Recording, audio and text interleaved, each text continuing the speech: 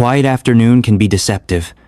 It's in the hushed moments, when the world seems to hold its breath, that the most shattering events unfold. For Sarah, a day of serene solitude in her sun-drenched home was a privilege she cherished, a brief sanctuary from the city's relentless rhythm.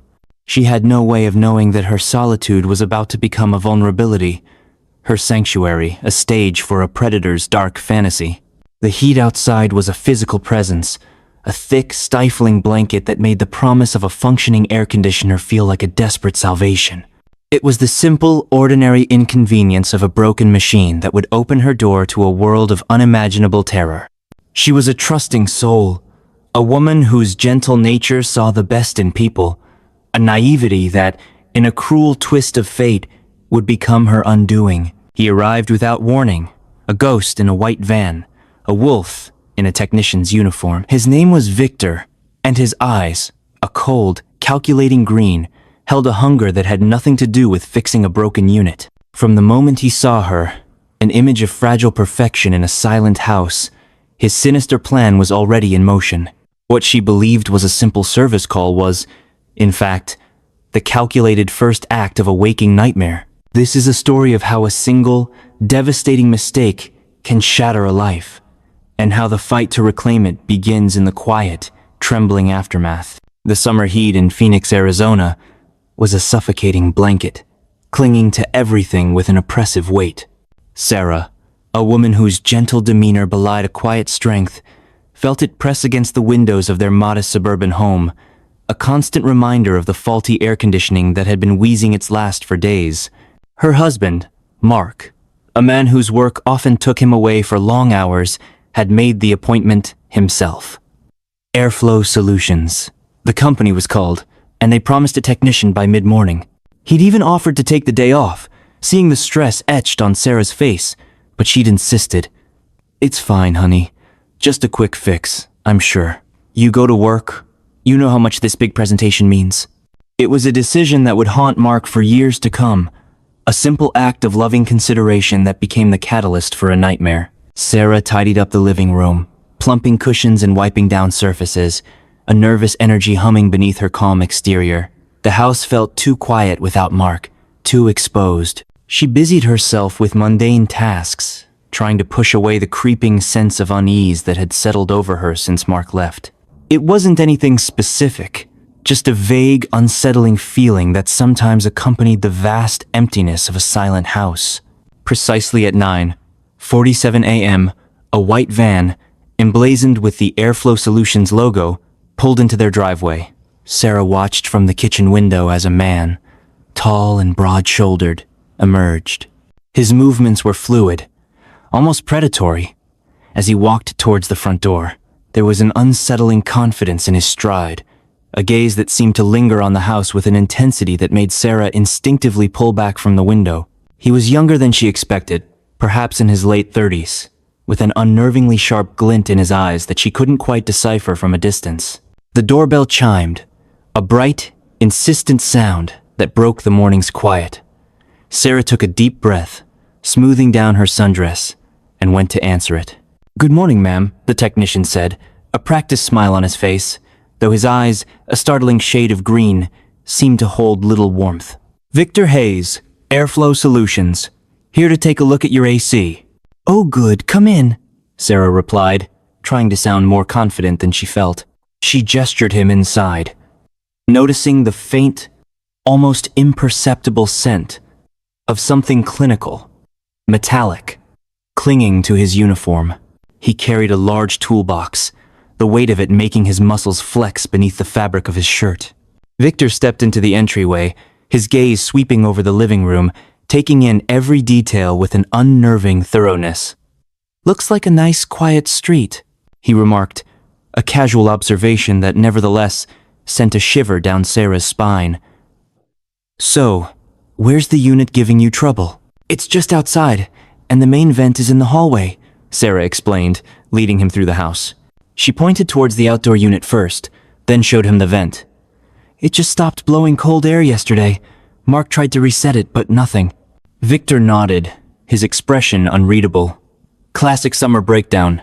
Happens all the time. Probably just needs a good cleaning. Maybe a new filter." recharge the coolant. He knelt by the vent, opening it with a practiced hand. Looks pretty dusty in here, ma'am. When was the last time this was serviced? A couple of years ago, I think, Sarah admitted, feeling a pang of guilt. We've been meaning to get around to it. Victor stood up, his gaze meeting hers, those green eyes holding a strange, almost hypnotic quality.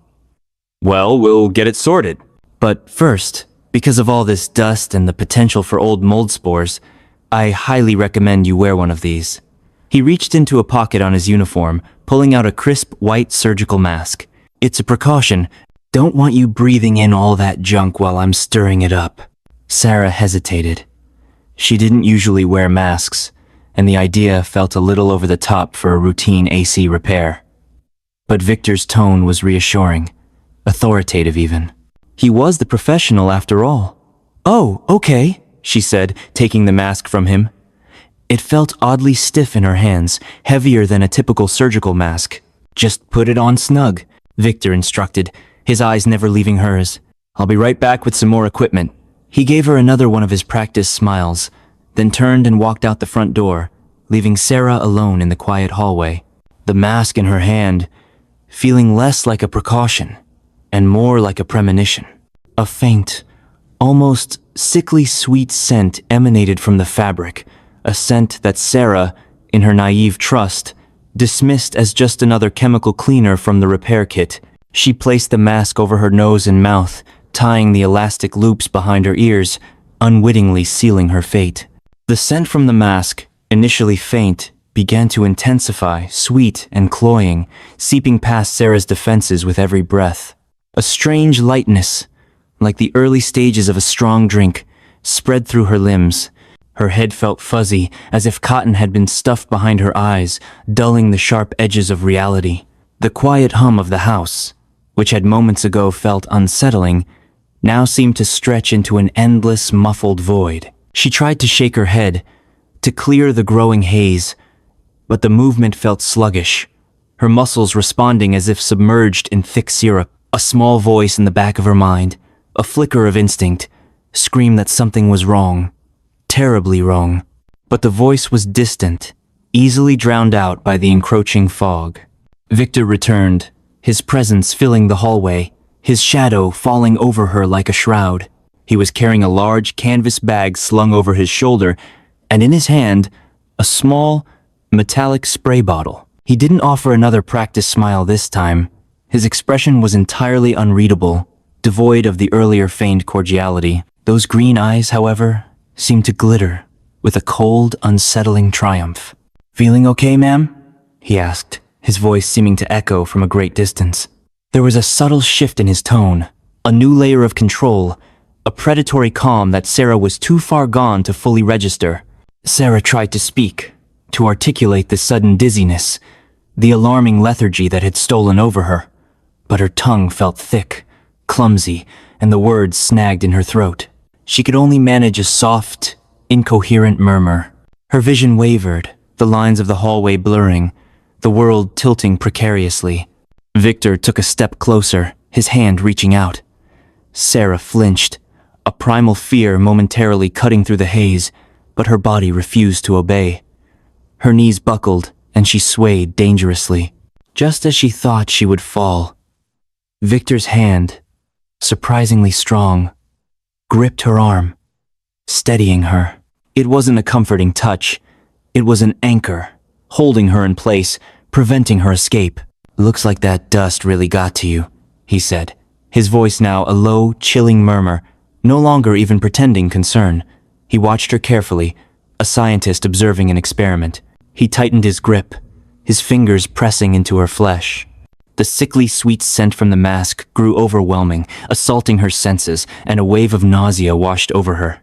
The last coherent thought that managed to break through the impenetrable fog was Mark's face, his kind smile, his reassuring presence.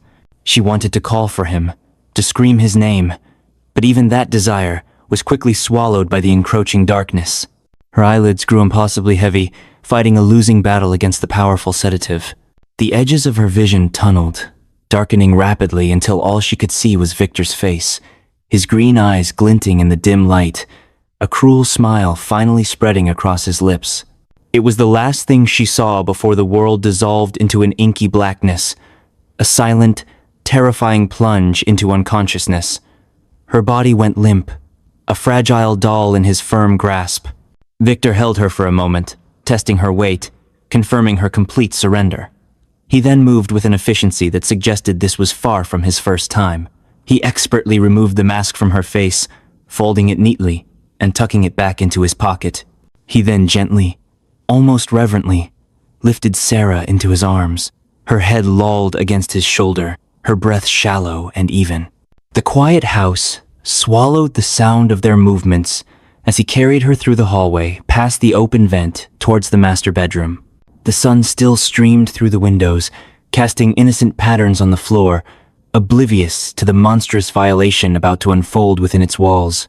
The faulty air conditioning, the very reason for his presence, lay forgotten, a mere pretext for the sinister agenda Victor Hayes had brought into Sarah's home. A groan tore through Sarah's throat, a raw, involuntary sound that was the first sign of her return to consciousness. Her eyelids fluttered, heavy and unwilling, as if weighed down by stones. A throbbing ache pulsed behind her eyes, echoing the dull roar in her ears. Disorientation was a thick, suffocating blanket, and for a moment, she couldn't place where she was or what had happened. The last thing she remembered was the sweet, sickly scent of the mask, and then nothing. Panic, cold and sharp, pierced through the lingering haze. Her body felt wrong, exposed. The soft fabric of her sundress, which she remembered wearing, was gone.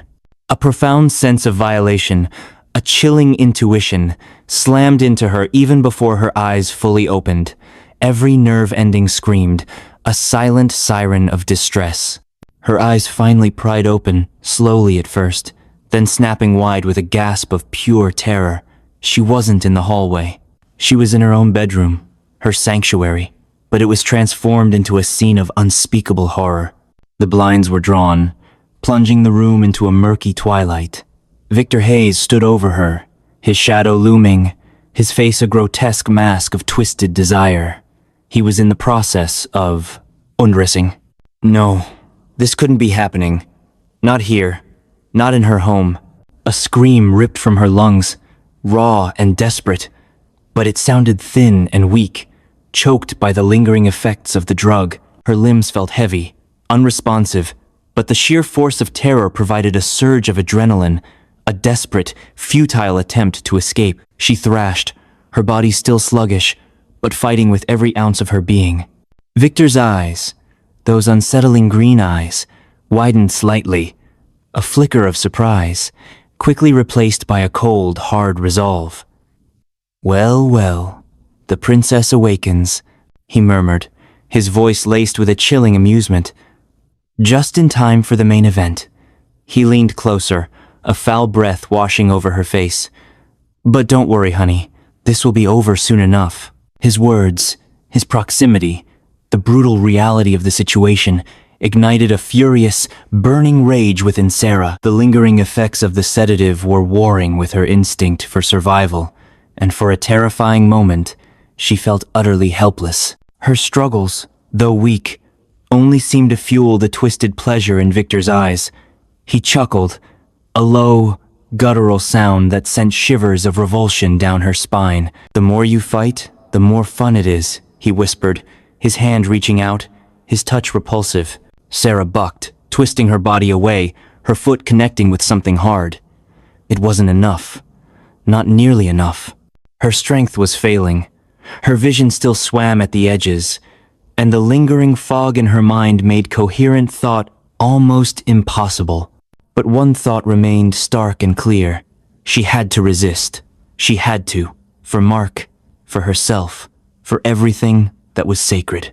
Tears streamed down her face, hot and stinging, blurring the monstrous image of Victor looming above her. Her throat was raw from screaming, her voice cracking, but she wouldn't stop. She wouldn't let him silence her. She clawed at him, her nails finding purchase on his arm, leaving shallow scratches. Victor recoiled, a flash of annoyance crossing his face. "Feisty, aren't we?" he sneered, his tone hardening. "That's all right. I like a challenge." He grabbed her wrists, his grip like iron pinning her down. The weight of his body was suffocating, crushing. The world began to spin again, a dizzying vortex of fear and despair. The muffled sounds of the house, the innocent sunlight peeking through the edges of the blinds, seemed to mock her helplessness. This wasn't happening. It couldn't be happening. But the cold reality of Victor's eyes, the strength of his hands, the terrifying shift in his demeanor from a polite technician to a vicious predator, all screamed a horrifying truth. Sarah closed her eyes, tears still flowing, and whispered Mark's name, a desperate prayer in the suffocating darkness of her own bedroom. The world had narrowed to the terrifying proximity of Victor Hayes, his breath on her face, the glint in his eyes. Sarah's struggles became more desperate, fueled by a primal need to survive, to defy him. She thrashed, her bare legs kicking out, connecting with his shins, the dull impact sending a jolt of pain through her. It was a small victory, almost imperceptible, but it bought her a fraction of a second, a fleeting moment of respite. Victor grunted, a flicker of genuine anger replacing his twisted amusement. His grip on her wrists tightened, but the unexpected resistance had thrown him off balance, just slightly. In that infinitesimal window, Sarah saw her chance. Her eyes darted around the dim room, searching, frantically searching for anything. Her gaze landed on the nightstand, where a heavy, ceramic lamp usually sat. It was within reach. If only she could contort her body enough, summoning a strength she didn't know she possessed, a strength born of pure desperation. She twisted her torso, pulling with all her might against Victor's hold. Her right hand, still pinned, slid just enough for her fingers to graze the edge of the nightstand. It was too far. Her heart sank, a sickening plunge into despair.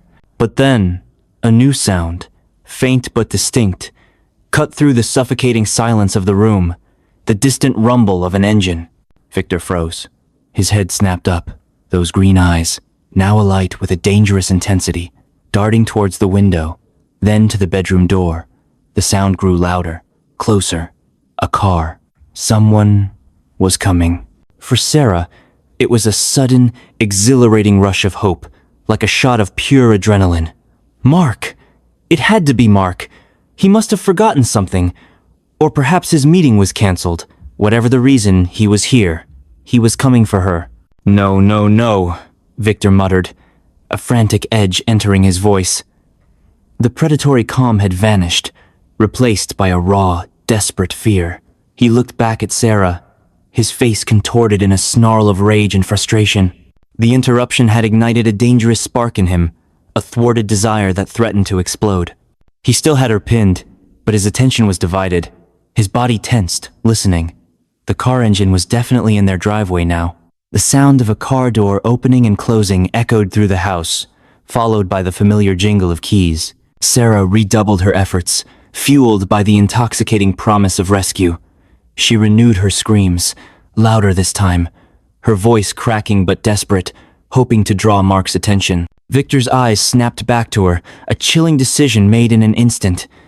The glimmer of hope in Sarah's heart was brutally extinguished as he quickly covered her mouth with a heavy hand, muffling her cries. His other hand, still gripping her wrists, slammed them against the mattress, rendering her immobile. The frustration on his face twisted into something even more menacing, a desperate need to silence her, to complete his heinous act before he was discovered. He leaned in, his weight pressing down, suffocating her, his breath hot and ragged against her ear. "You think you're getting away?" he hissed, his voice a venomous whisper. "Think again. This isn't over." The front door opened, and Mark's cheerful voice, a sound that usually filled Sarah with warmth and security, now became an agonizing torment. "Honey, I'm home." Forgot my presentation notes. Thought I'd grab them and grab you some lunch. You want Chinese or Mexican? His voice was so close, so normal, so completely unaware of the horror unfolding just a few rooms away. Sarah could hear his footsteps in the living room, heading towards the kitchen. He was right there, so close. Yet, she was utterly trapped, silenced, utterly at Victor's mercy. The terror was overwhelming, an icy wave that washed over her, freezing her cries, paralyzing her with despair. The hope that had flared so brightly was now a crushing blow, making her helplessness all the more unbearable. The clatter of Mark's footsteps, so close, so devastatingly innocent, echoed through Sarah's ears. Each step was a hammer blow to her already shattered hope. She could hear him opening the refrigerator in the kitchen, the familiar hum, a cruel counterpoint to the silent terror consuming her. Victor's hand clamped over her mouth was unyielding, stifling every sound, every desperate plea. His body, still pressing her down, felt like a cage, suffocating and inescapable. His eyes, narrowed to slits of cold calculation, darted towards the bedroom door.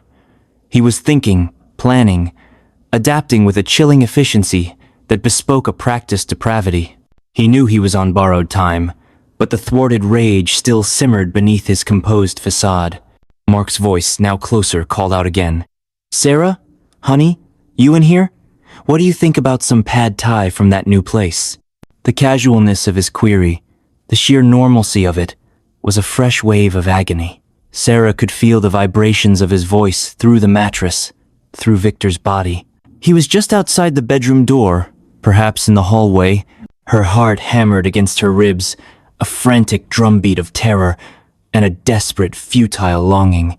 If only she could make a sound, a single gasp, a muffled cry. Victor tensed, his grip tightening further. He stared at the door, his eyes scanning it as if searching for an escape route, a way to disappear. Then his gaze snapped back to Sarah, a terrifying command in their depths. He slowly, deliberately, removed his hand from her mouth, but his eyes conveyed a message clearer than any words. Make a sound, and it will be worse. Sarah's breath hitched, a raw, ragged gasp filling her lungs. Her throat burned, raw from the scream she had tried to unleash. But now, a new, more profound fear held her captive. The unspoken threat in Victor's eyes was absolute. She knew, with chilling certainty, that if she made a sound, if she risked exposing him, not only would it be futile, but it would unleash a new level of his depravity. Mark's footsteps approached the bedroom door. Sarah's eyes, wide with unshed tears, pleaded with Victor, an unspoken promise of silence, if he would just stop. His mouth curled into a faint, chilling smile, a confirmation of her understanding. Then, the doorknob turned. Sarah squeezed her eyes shut, a fresh wave of despair washing over her. This was it, the moment of truth. Would Mark see? Would he understand? Or would Victor, with his terrifying cunning, have some explanation, some twisted lie ready? The door creaked open a fraction, revealing a sliver of hallway light. Victor, with lightning-fast reflexes, had already moved. He had rolled off Sarah, pulling her with him in a swift, violent motion, dragging her to the far side of the bed, out of sight from the doorway. He landed on his feet, his uniform now slightly disheveled, but his composure was eerily regained. His breathing was heavy, but his face, though pale, was calm. "Oh, hey there, Mark," Victor said, his voice surprisingly steady, almost cheerful. Sarah could hear him, just out of her line of sight, hear the sickeningly normal tone he used. "Just finishing up here. Found a pretty nasty clog in the main return vent. Good thing I caught it." Sarah lay still, trembling, the cold floor beneath her offering no comfort. She could hear Mark's footsteps entering the room, closer now. Her heart was a trapped bird, beating wildly against the bars of its cage. Would he see her? Would he sense the horror in the room? She barely dared to breathe. "Mark, what are you doing home?" Victor's voice was a seamless blend of surprise and mild annoyance, perfectly masking the volatile tension that had just gripped the room. He stepped forward, putting himself between Mark and the part of the bed where Sarah lay unseen. "Everything all right?" Mark, oblivious, walked fully into the bedroom. He saw the disarray, the disturbed sheets, a pillow on the floor, but attributed it to the messy nature of AC repair. "Hey, Victor. Yeah, just forgot some notes for my presentation, and thought I'd surprise Sarah with lunch. Is she in here? I thought I heard her." He glanced around the room, his eyes casually sweeping over the far side of the bed, agonizingly close to where Sarah was huddled, desperate and silent.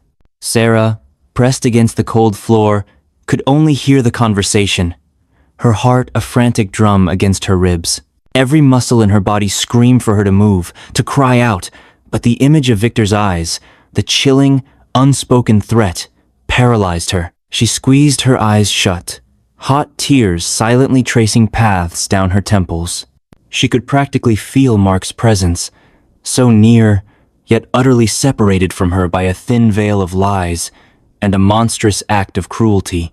Victor chuckled, a light, dismissive sound. "Oh, Sarah?" "No, she's not here, Mark.